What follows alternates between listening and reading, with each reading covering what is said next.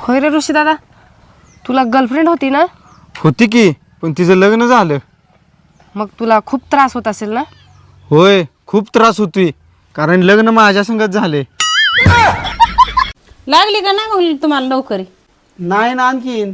Hello, अरे बाळू, ते आपल्या जावयासाठी बघ ना एखादी नोकरी. हां हां हां, बर, त्यांना विचारते मी. तुम्हाला काय अनुभव आहे का? एक नोकरी आहे. कशाची नोकरी नेमकं? बँकेत एक कॅशियरची जागा मोकळी. तुम्हाला काय अनुभव आहे का त्याचा? अनुभव म्हणजे मला काय साधा अनुभव काय, आमच्या गावाकडे साऱ्यांची लग्न झाले का ते ताहेर टिपाला मीच असायचो, पुन्हा नोटा मोजायला मीच असायचो. एवढा तगडा अनुभव आहे मला.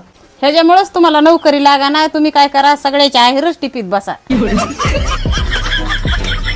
अहो ऐका ना, माझ्या मैत्रिणी यायला लागल्यात आहे सगळ्या घरी. तुम्ही कुठं जाऊ नका, घरीच थांबा बरं. तू ह्याच्या अगोदर तर मला म्हणायचीस माझ्या मैत्रिणी यायला घरी, तुम्ही जा बरं बाहेर, आणि आता का तसं म्हणतीस का तू? अहो माझ्या गेल्या वेळेस मैत्रिणी आल्या तेव्हा तुम्ही नव्हतं त्यांच्या पुढं पुढं केलं, काही बी आणून द्यायतात ते करायतात.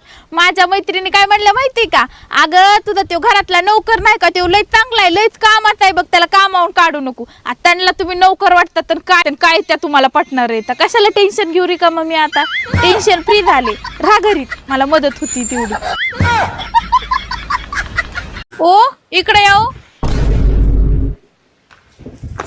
काय ग? तुमचं आणि त्या शेजारणीचं काही चालू आहे का? नाही, काही नाही. असं काय विचार लागलीस? ती मला कालपर्यंत वहिनी वहिनी वहिनी वहिनी करायची, आणि आज अचानक सकाळी ताई ताईच करायला लागली, म्हणून म्हणलं. कळत नाही, घरात बायको असताना लोक बाहेर लपडे का करतात बरं? थांब सांगतो तुला मग. हा, मला गोष्ट सांग, घरात किराणा आहे का? आहे भाजीपाला? आहे, रोज स्वयंपाक बनवतीस? एक नंबर बनवतीस ना? हो. तरी पण आपण आठवड्यातून एक वेळेस जेवायला बाहेर जातो का नाही? हो, जातो ना. कशामुळं?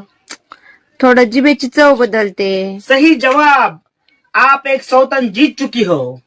म्हणजे कळणाऱ्याला कळलंय.